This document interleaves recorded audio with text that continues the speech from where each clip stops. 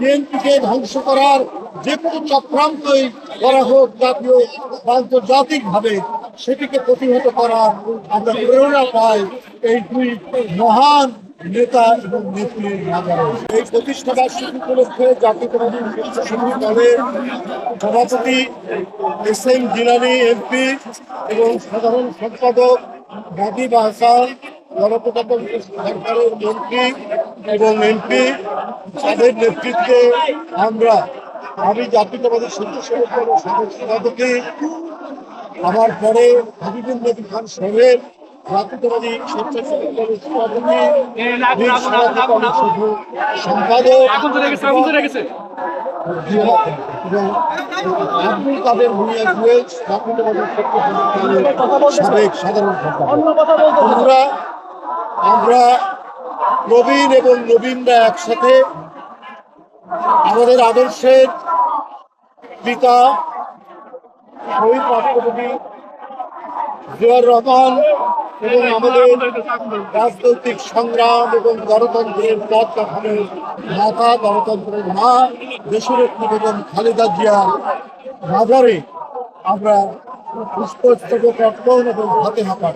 In the heart of the city rises a destination built for greatness. International Convention City, Bosundhara. Life takes a new course. এখানে প্রতি বছরই প্রতিষ্ঠা বার্ষিকীতে জাতীয়তাবাদী স্বেচ্ছাসেবক দল এবং বিএনপির অন্যান্য সংগঠন আসেন। এই মাজারে আসার সাথে সাথে আমরা নতুন করে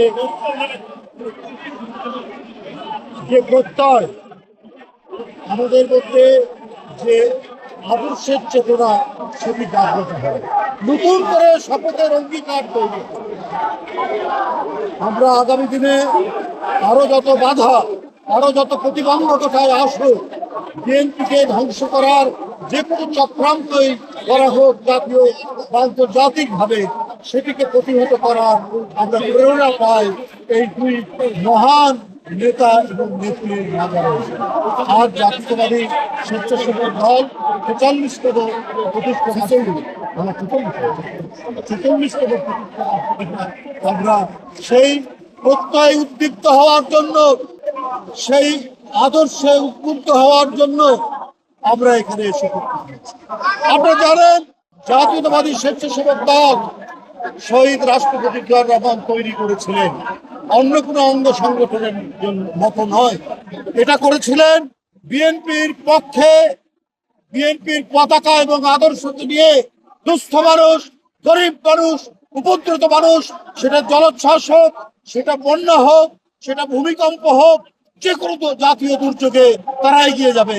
সেই দৃষ্টান্তই জিলানী এবং রাজীব আহসান রেখেছেন বিগত কয়েক বছর।